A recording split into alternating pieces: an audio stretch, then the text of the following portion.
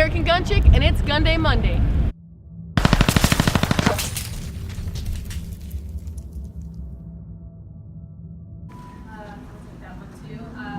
Can y'all hear me okay?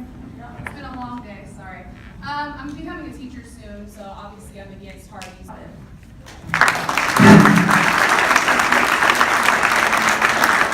You don't want that anymore. We need to have this conversation, and that is so important. That's what I've learned.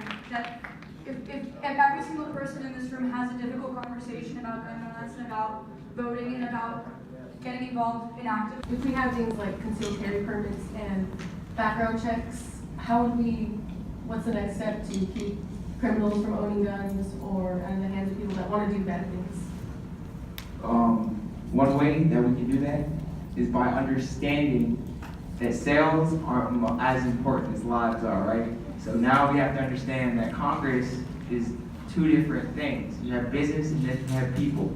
They don't think like that, they think business. Okay, that's why I said it's important that we should be more adamant in going to our Congress, because we do elect these people, and as people, as you can see, that we're all one now. We have to be one when we go to Congress and explain to them that we have to fix it, because it's all about money, all right? So if you give them the choice on money or people, they will choose that money because it's helping them. So we gotta understand communication with them is the most important that we should be building on, because that's the only way we're gonna clarify to them that this isn't right, and we need to understand who we're giving these weapons to, not pushing it out for sales.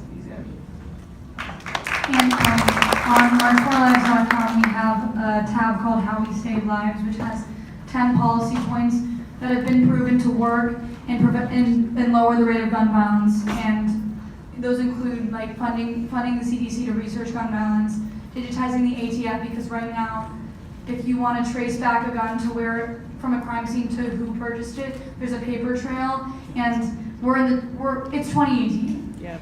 Come on. And I just want to say also that we have to start repealing and amending laws like stand your ground law. We're going to do that. We're out of here now. We must do that. Our lives are at stake. You know, the person, I don't know if you saw down in Clearwater, Florida. Yes. You know, people are just taking any type of instance to pull out a gun and say, I feared for my life. And they decide to kill you. They don't have to kill you. They decide to kill you. So laws like that, and also take away the responsibility of the sheriff's office and the police department to make that determination whether to arrest or not to arrest. We need the prosecutors to start arresting these people.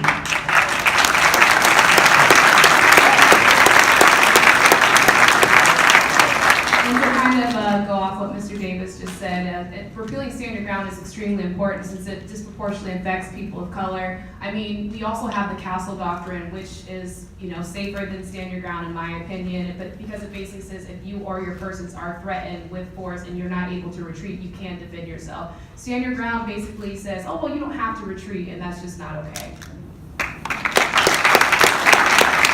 Your zip code, put in whatever information they want, but pick someone that you believe in and that you trust and that you want to get involved with, and go and knock on some doors, go and make some phone calls, and go and make a difference, because that's how we're going to do this. This is how it happens. That's how we're going to do it. One of the other things that I want you to add is if you disarm the right people, it'll be more killing from the wrong people. And to piggyback off of that as well, and so everyone can be clear, there are preventative measures we can take to make sure that people in black markets, people who are buying guns from people on the streets and stuff, there's things we can do to minimize that. So don't think that just because someone's selling a gun in the street, there's a black market, that there's nothing we can do about it, because there is something we can do about it. I just want to...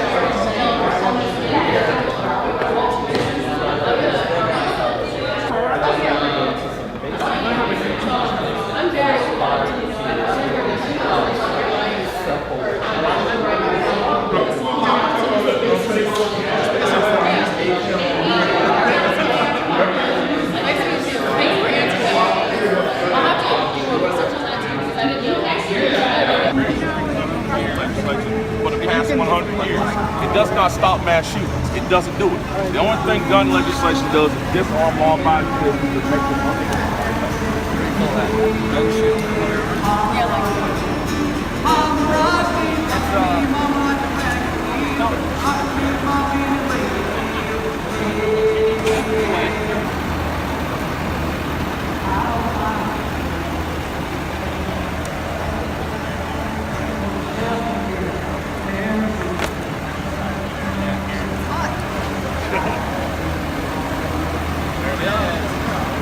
So you signed yet, Joe? Not yet.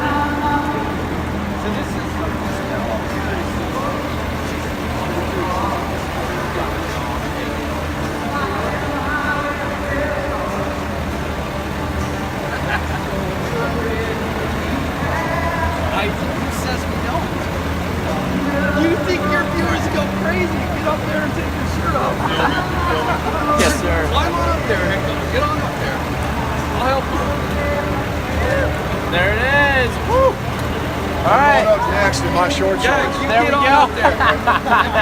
You heard that from the man himself. He's going up there in the short shorts. I got my short shorts in my suitcase, and I'm going to go up there and sign that. I want all of you filming. There we go. Hey, can you get a picture of me up here? Yeah, hang on.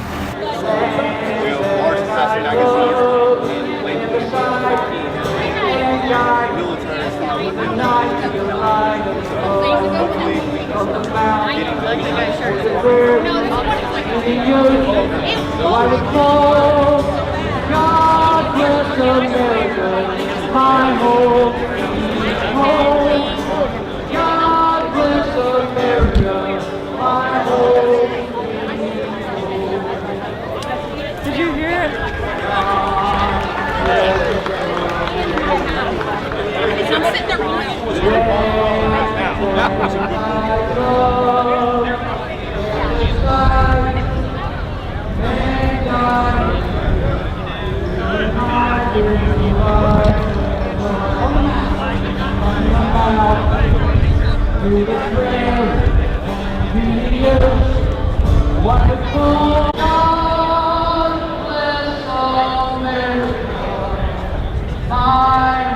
Time, it is so true. And walking around, talking with you all, the meet and greets we do, most of the messages I get on Facebook, you know, on the internet, I mean, just good people. It's just that simple, and I still stand by that. I mean, there are a few goofballs and numbskulls out there, of course, because firearms are so mainstream now, and it's great. Back in the 70s, I guess, when I got really into firearms, I was a little bit of a minority in a way. You're a little bit careful about bringing up firearms in certain groups. Great that it is so much more mainstream. It's a great thing for us. Of course, there's a negative side to that. You also have that crazy uncle of yours that you're a little afraid of. You know, he also might be collecting guns, and he might be on the internet. He might be making YouTube videos. So everywhere on the internet and everywhere in real life, you've got people who have sense, and you have people, well, like me, who don't have a lot of sense. So that's just part of it, though, isn't it? Let me get back to my notes, so here I'll go.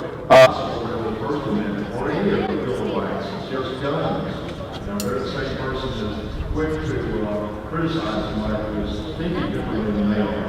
Different color, different nationality, different religion, different sexual orientation, whatever. You know, we want the Second Amendment is the key thing. Forget all that other stuff. At times, you're not have to be a Republican to be an advocate for the Second Amendment. Okay, it's not. But I understand that God speaks to me quite often. That's in the voice of my life. She wanted to call the police. She wanted to call the church security. I wouldn't let her do it. If I had found out that she had emptied the office out, I'd have been even more mad. But she did all that, unbeknownst to me. She didn't call the police, but emptied the office out. And when I'm sitting there on the floor, I knew nobody. And he ran down the steps, he ran out the door. And my job was to get everything secured. He actually came back around the church and entered into our preschool. Because But he's right, right? hold on. Seconds, please stay. That's what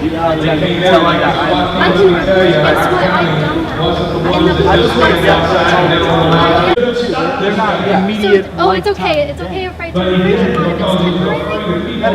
It's temporary. You are taking extreme jumps of logic that I cannot. They are infringement. It is not the right of the person's life that was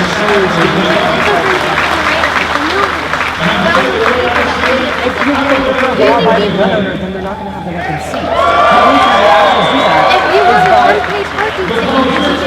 If you have an unpaid parking ticket, you should That's not what you're jumping to, and that's not what an extremist protection order do, not to the extent that they didn't, not the extent that it's and allowing them to actually use it. You guys can.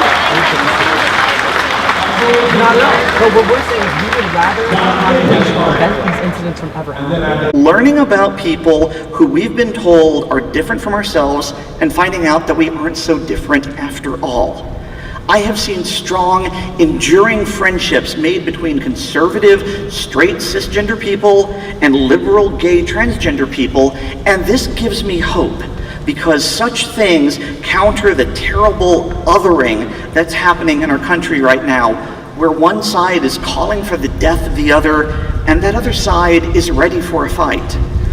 This is because we no longer see people on the opposite ends of the cultural or political spectrum as people anymore, but rather as obstacles to be overcome, or opponents to be defeated, or heaven help us, enemies to be destroyed. And God in heaven endowed us with the inalienable right to arm ourselves with whatever we see fit to protect ourselves, whether it be from criminals or a tyrannical government or whatever it may be.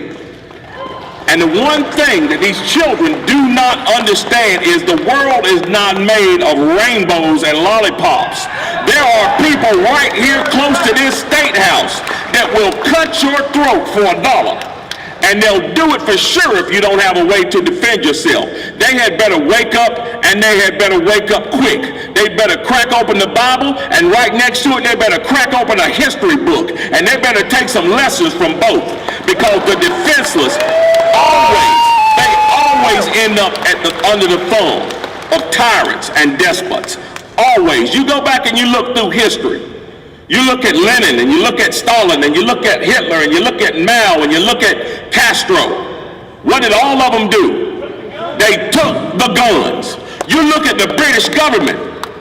Before our revolution started, why did they come here? They didn't come here to shut down a newspaper. They came here to seize the arsenal because they knew with that arsenal we could protect our freedoms and gain our freedom from them, and that's exactly what we did. So again, these young people need to wake up and smell the coffee and realize that Second Amendment, if we continue to let it be diminished, it's already been diminished enough. If we continue to let it be diminished, the forces that want to will destroy it and wipe it away. And once it's gone, guess what's going to be silenced next? It's not just your guns, it's going to be your mouths, your opinions, your thought. It's all going to be shut down.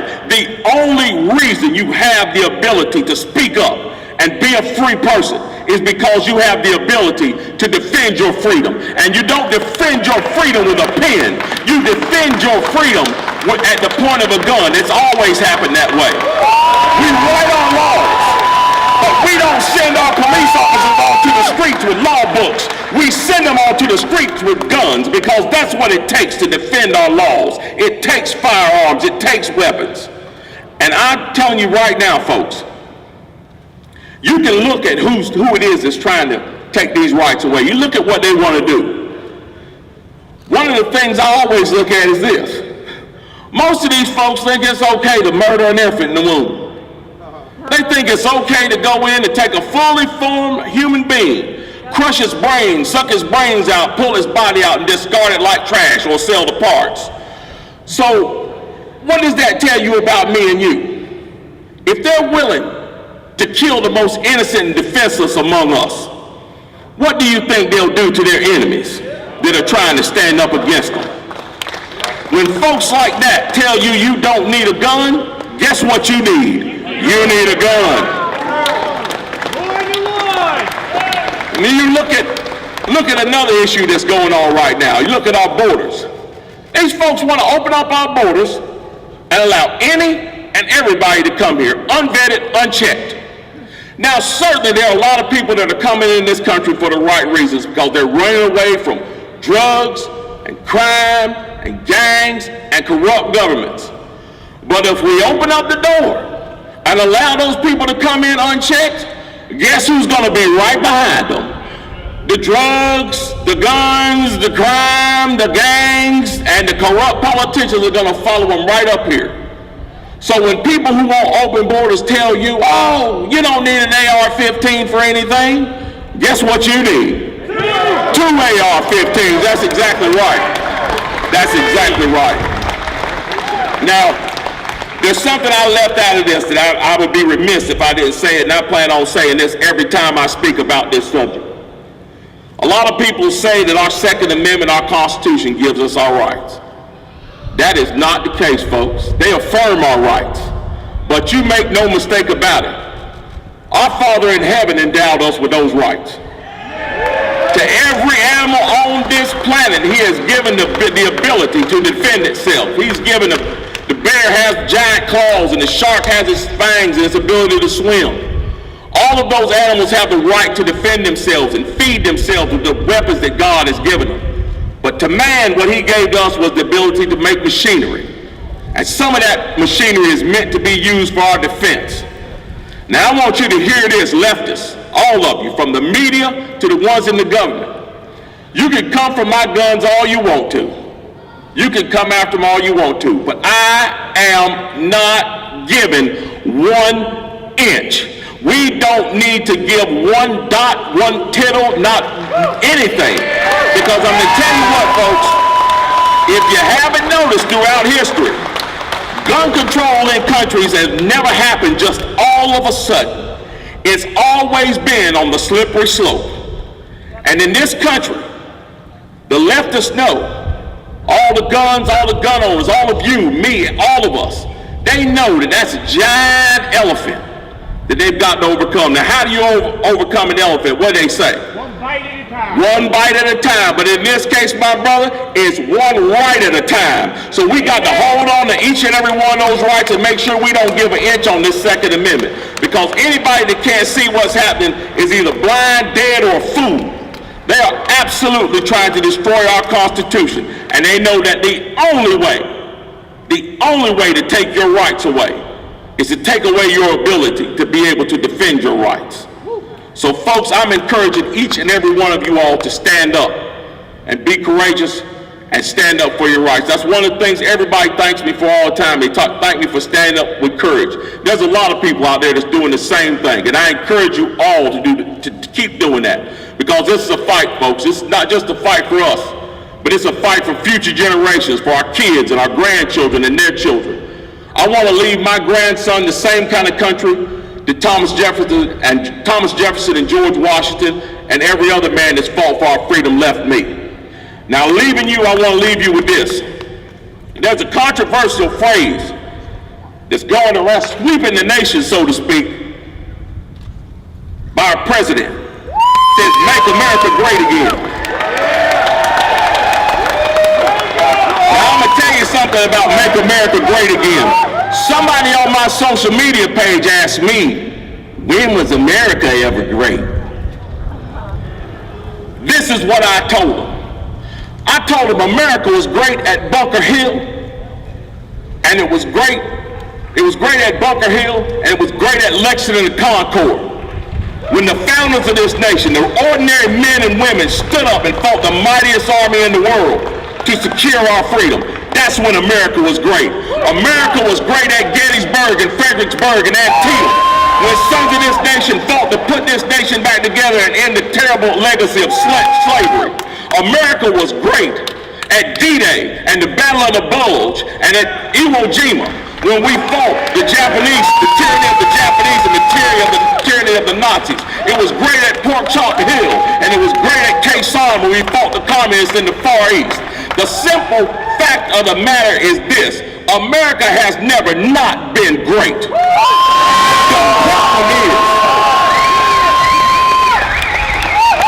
The problem is we have too many politicians politicians, we had one in the White House for 8 years, that try to hide the shining light of America underneath the rock for the purpose of extinguishing it.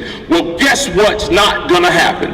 That's not gonna happen. We're gonna shine our light, and we're gonna defend our rights, come hell or high water.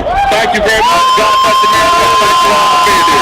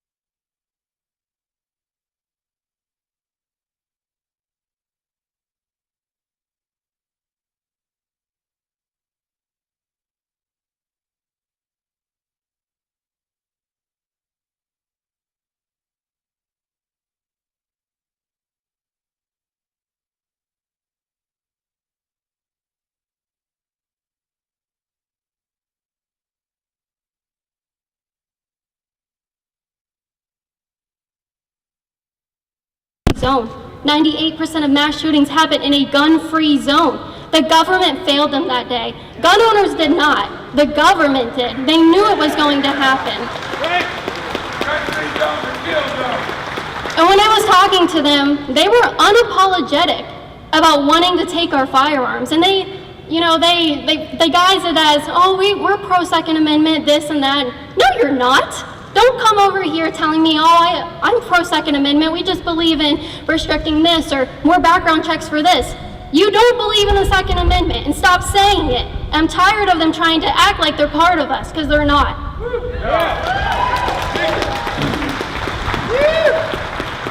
So going forward in our activism, and especially young people, we need to be unapologetic, because they aren't apologizing for anything. So we need to do the exact same, and I know that it's been said a lot up on this stage about not compromising, and it's so true. We have given them an inch, and they have taken a mile, and now my generation has to fight even harder to gain our rights back, because people have compromised on our most important right, and it's so frustrating. So stop compromising, please. If there's anybody that's like, no more compromising. So if you're one of those fence sitters and I support the Second Amendment, but no you don't, and get out, literally leave. Go stand with the protesters because you don't belong here. We don't want compromisers. We're done with that. No more butters. So I know I'm speaking to the choir when I say every single gun law is an infringement. I absolutely believe that. I know it's weird coming from a little blonde girl in heels that walks around with an AR-10 on her college campus, but it's an infringement. And when I told them, they're like, well, what about background checks? I don't believe there should be background checks. It's not the government's job to tell me I need a permit to conceal a weapon. And I honestly don't get it. Every single one of you should be able to stand here right now with a fully automatic machine gun, listening to me speak. I absolutely believe that. And a matter of fact, I think I'm going to go back to Kent State with one soon.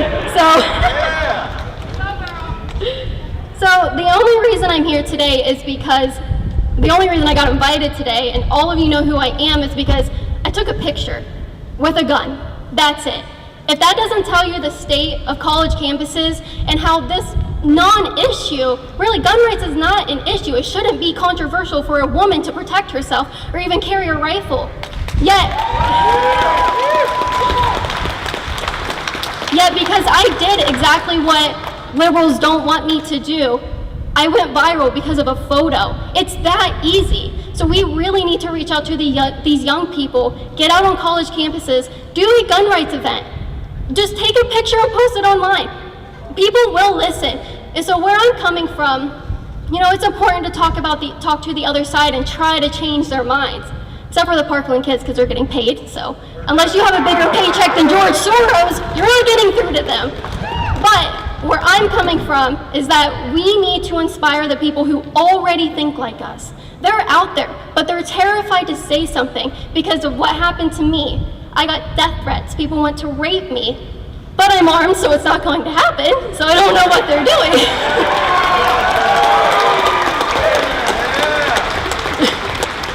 So, coming off of that, they're kind of doing half the work for us. When they threaten me, when they threaten you guys, and they say, oh, you deserve to be shot. I'm gonna come to your house, I'm gonna find you. People stalk me in restaurants and take pictures of me and say they're gonna punch me in the head. Well, thank you for trying, thank you for saying that, because guess what? You're proving why we carry. They are shooting themselves in the foot every second. And I have to thank them for being so nasty and proving to everybody why we carry. So, I guess, I know I'm running out of time, but I guess I want to leave with the fact that on college campuses, it is absolutely normal for someone to walk around with an Antifa jacket. Absolutely normal. Yeah, absolutely. It's absolutely normal. Freedom of America! It's absolutely normal for communists to walk around and just display it. It's disgusting. I support their free speech, but it's absolutely disgusting. So what we need to normalize, we need to have be normalized on college campuses are firearms, are students protecting themselves. And that starts with engaging with young people that you already know on college campuses. Colleges are not the same as many of you remember them. They're not. They have safe spaces now. They have cry closets. It's absolutely insane.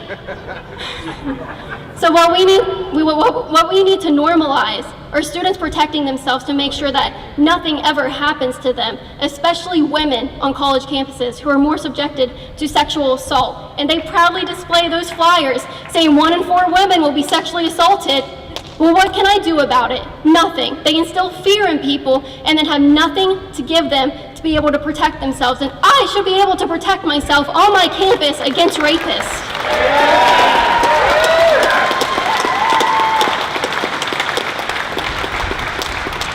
So, I guess all I have to say, and I'm really big on this, if you are one of those, I'm a Second Amendment supporter, but please leave, because we don't want you here. And I don't want you representing something to where I'm gonna have to fight harder when I'm older. And my sister is gonna have to fight harder when she grows up to be able to protect herself. And I'm not gonna let anything happen to her, so.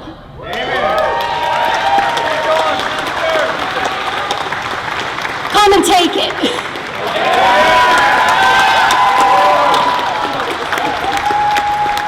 I just want to say really quickly how immensely proud I am of Caitlin, because in the past 2 months, if my little blonde and beautiful girlfriend can stand up for our rights and take the heat the way that she has, there's no reason that anyone in this crowd or in this country that believes in the same things that we do should not be able to do it themselves. Over the past 2 months, I've had to deal with Caitlin on a daily basis, getting thousands and thousands of death threats in her Twitter inbox from the peaceful, intolerant left, to the point where even the FBI is investigating these threats into her. So, if she can do it, there's no more excuses. We gotta go on the offense and we gotta take back our rights. And that starts on college campuses, because young people are the future of liberty. And if we want our Second Amendment rights, we gotta get them back today. So thank you so much.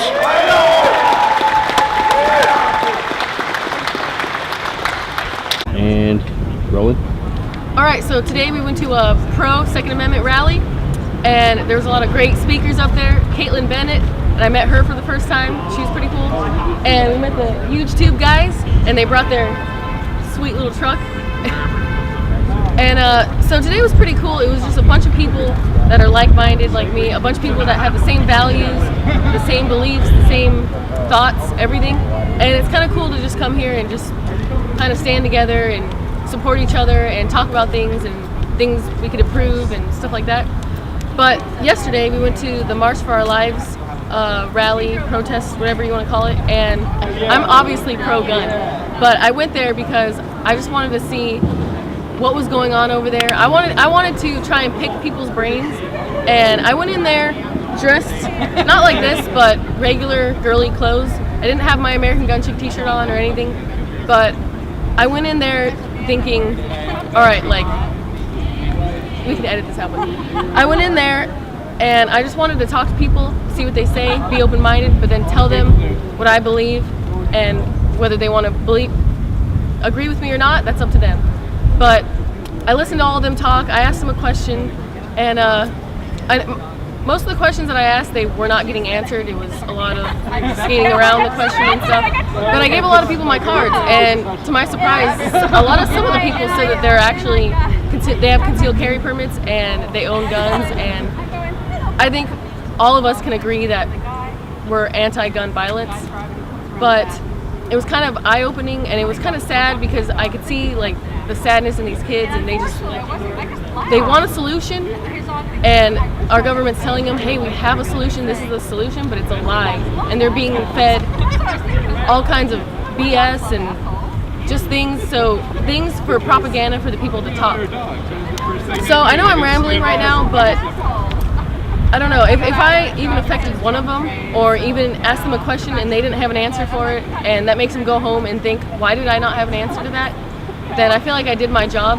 And I want to continue to go to different events, different March for Our Lives and different other rallies that are anti-gun, and just kind of try and talk to them like a normal person and get them to warm up to me first, and then just plant seeds in their brain.